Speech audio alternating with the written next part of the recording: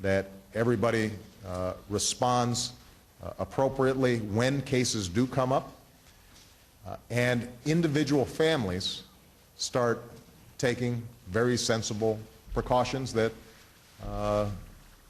can make a huge difference. So wash your hands when you shake hands. Cover your mouth when you cough. I know it sounds trivial, but it makes a huge difference. If you are sick, stay home. If your child is sick, keep them out of school. If you are feeling certain flu symptoms, don't get on an airplane. Don't get on any system of public transportation where you're confined and you could potentially spread the virus. So those are the steps that I think we need to take right now. But understand that because this is a new strain, we have to be cautious. If this was a strain that we were familiar with, then we might have to, then I think we wouldn't see the kind of alert levels that we're seeing, for example, with the World Health Organization. Okay? Deb Price of Detroit News. Where's Deb?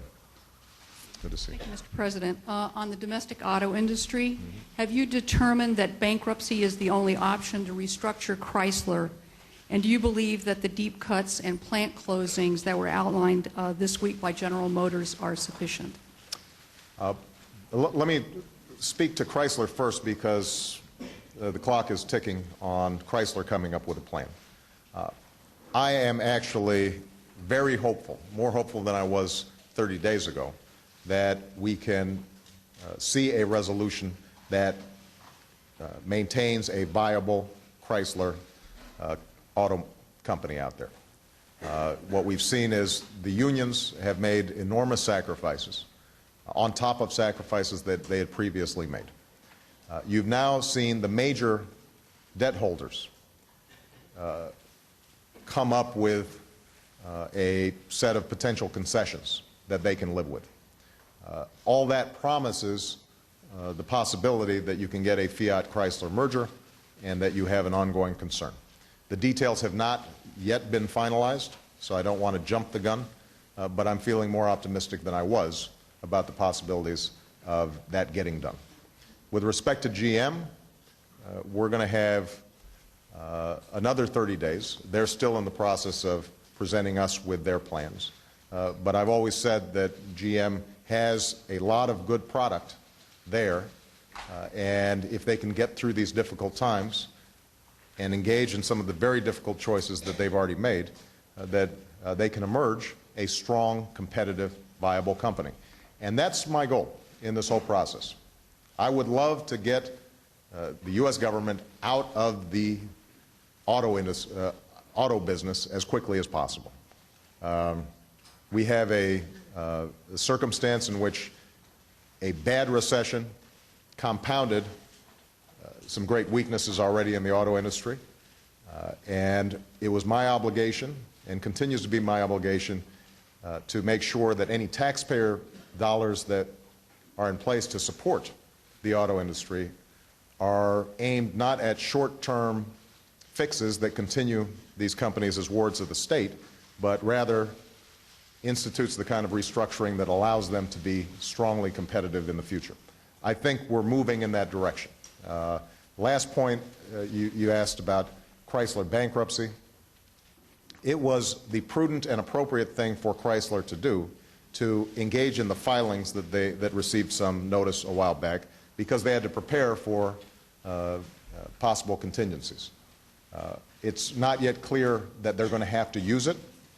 The fact that the major debt holders appear ready to make concessions means that even if they ended up having to go through some sort of bankruptcy, it would be a very quick type of bankruptcy, and they could continue operating and emerge on the other side in a much stronger position. So my goal is to make sure that we've got a strong, viable, competitive auto industry. I think some tough choices are being made. There's no denying that there's significant hardship involved, particularly for the workers and the families in these communities, and we're going to be coming behind whatever plan is in place to make sure that the federal government is providing as much assistance as we have to ensure that people are landing back on their feet even as we strengthen these core businesses. Okay. Jake, where's Jake? There he is. Thank you, Mr. President. You've said in the past that waterboarding, in your opinion, is torture. And torture is a violation of international law and the Geneva Conventions. Do you believe that the previous administration sanctioned torture? What I've said, and I will repeat, is that waterboarding violates our ideals and our values. I do believe that it is torture. I don't think that's just my opinion. That's the opinion of many who've examined the topic.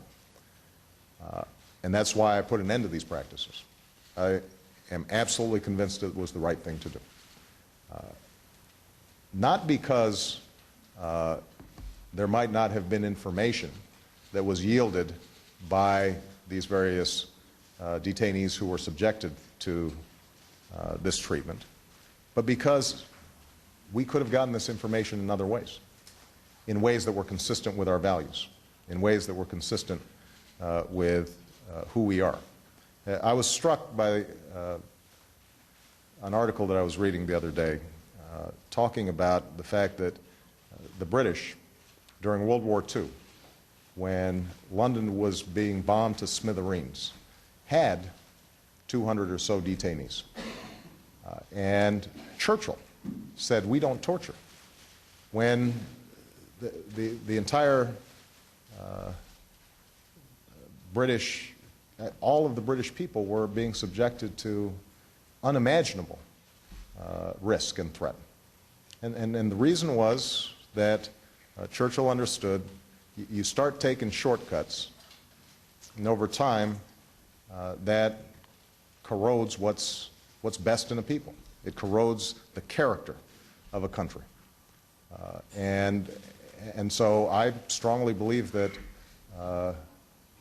the steps that we've taken to prevent these kinds of enhanced interrogation techniques will make us stronger over the long term and make us safer over the long term, because it will put us in a position where we can still get information.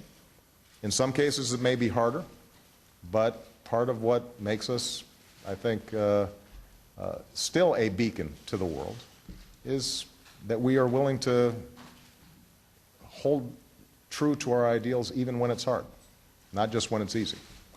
At the same time, it takes away a critical recruitment tool that Al-Qaeda and other terrorist organizations have used to try to demonize the United States and justify the killing of civilians.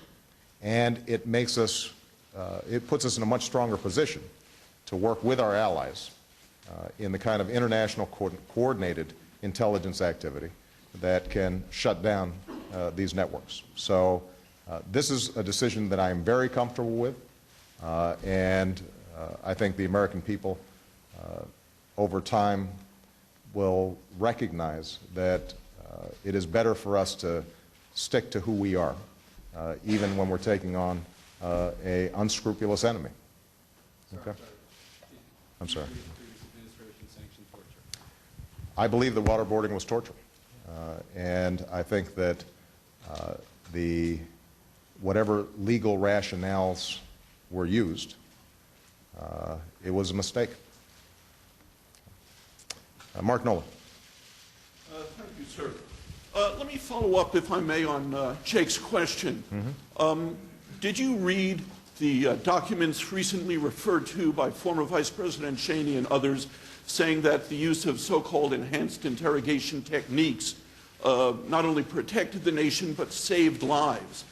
And if part of the United States were under imminent threat, could you envision yourself ever authorizing the use of those enhanced interrogation techniques? I have read the documents. Now, they haven't been officially declassified and released, and so I don't want to go into the details of them. But here's what I can tell you, that the public reports and the public justifications for these techniques, which is that we got information from these individuals that were subjected to these techniques, doesn't answer the core question, which is, could we have gotten that same information without resorting to these techniques? and it doesn't answer the broader question, are we safer as a consequence of having used these techniques? So when I made the decision to release these memos, and when I made the decision to bar these practices, this was based on consultation with my entire national security team, and based on my understanding that ultimately I will be judged as Commander-in-Chief on how safe I'm keeping the American people. That's the responsibility I wake up with, and it's a responsibility I go to sleep with. And so I will do whatever is required to keep the American people safe.